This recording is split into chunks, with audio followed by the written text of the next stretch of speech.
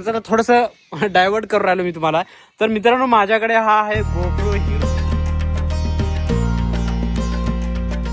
Hello guys, दिस side तुमचा आदिवासी motor blogger rider 65 bro पोषा. तर पोषांनो मस्त इकडे आपली R15 आहे आणि इंस्टाग्रामला मला खूप सारे DM यायचे, दादा तू कॅमेरा कुठला यूज करतोय. तर मित्रांनो आजचा व्हिडिओ त्याच्या संदर्भातच राहील.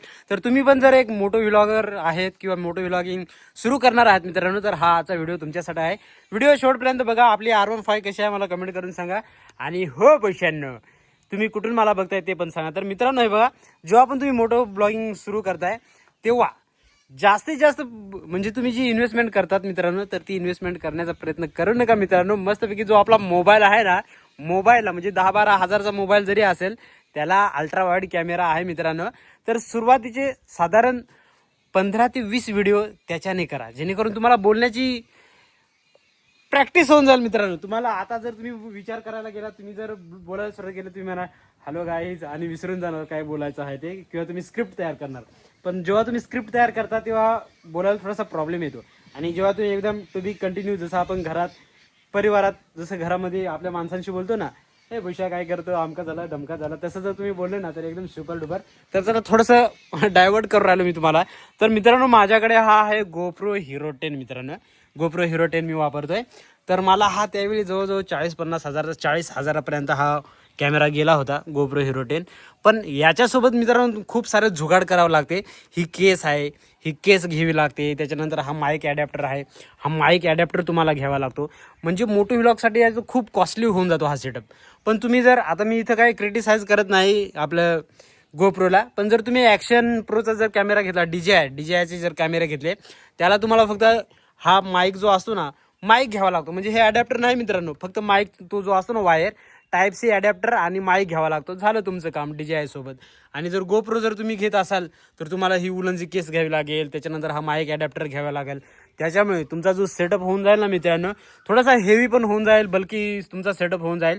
आणि मित्रांनो काय सांगायचं, मध्ये मध्ये जेव्हा तुम्ही ब्लॉगिंग करणार, हिट वगैरे राहिले, तर हा ऑटोमॅटिक मित्रांनो बंद पडतो.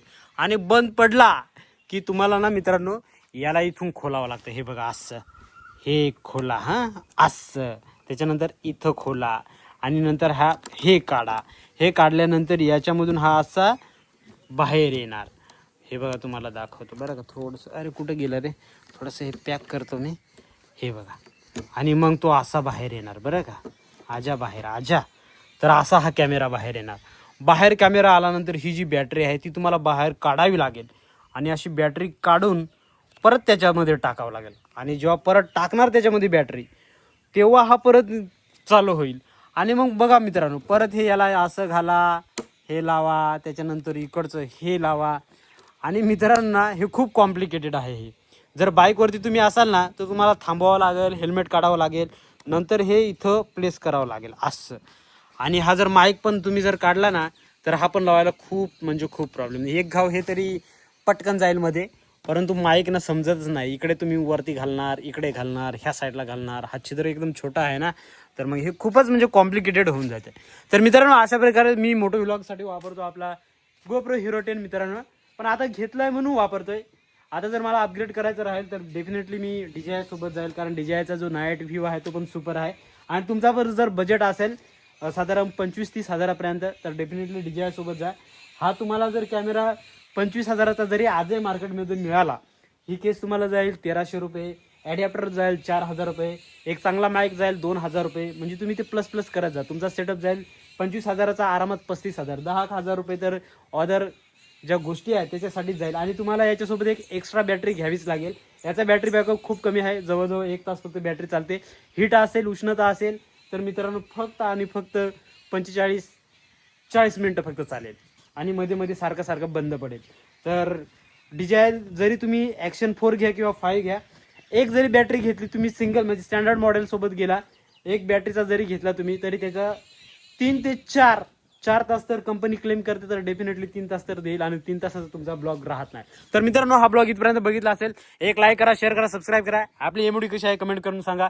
तुमचं स्वप्न असेल तर स्वप्न लगेच म्हणजे कंप्लीट होईल पोषण स्वप्न. सो टाटा बाय, मिळते नेक्स्ट व्हिडिओ मध्ये. शुक्रिया. जय हिंद, जय महाराष्ट्र.